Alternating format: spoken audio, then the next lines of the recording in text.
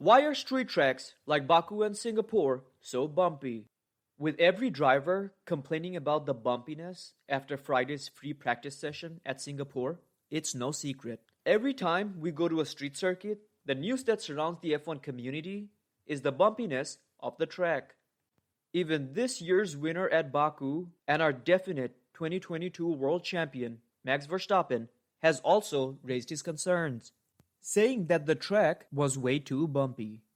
Sebastian Vettel is the most successful driver on the streets of Singapore, having won here a whopping 5 times. He has also voiced his concerns, saying that the track was very bumpy and one of the toughest on the calendar. This problem is further exaggerated with this year's cars running closer to the ground, using ground effect to generate downforce.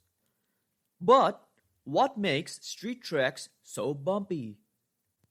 Unlike other tracks like Silverstone or Spa's Circuit de Francorchamps, which are true racetracks, primarily used for racing throughout the year, street tracks have hundreds, if not thousands, of cars, trucks, and buses running along these roads every day.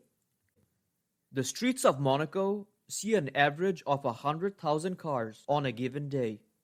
The streets of Singapore see close to 500,000 riders, while Baku takes the cake with over 2 million cars on its streets every day.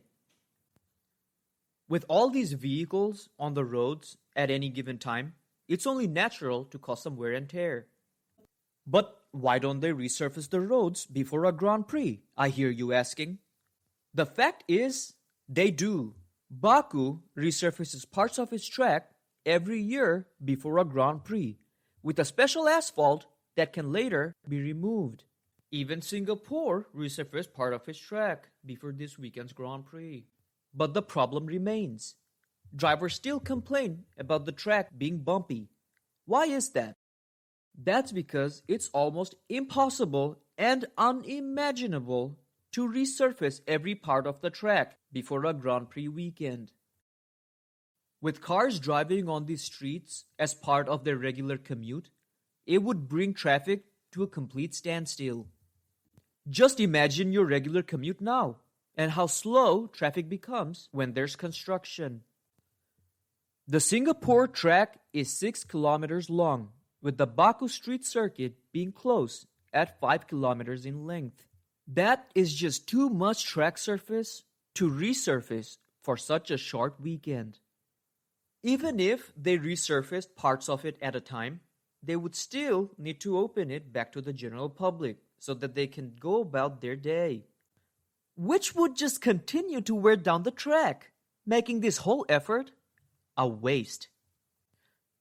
It would not make sense on a smaller 3-kilometer circuit like Monaco either, because it's a small city with narrow roads anyway. Even if these countries want to host F1 races, and they fork over a ton of cash for doing so, they also don't want their citizens to stop going about their regular business, bringing the entire city to a dead halt. Not to mention, streets have manholes for access to sewage pipes, electrical lines, and even drains for when it pours. Even if they repave the road after their work has finished with the pipes or with the electrical lines, it still leaves some minor bumps and blemishes. I hope that explains why street tracks are so bumpy. Do you like seeing street tracks on the calendar? Or do you enjoy more traditional racetracks? Let us know in the comment section below.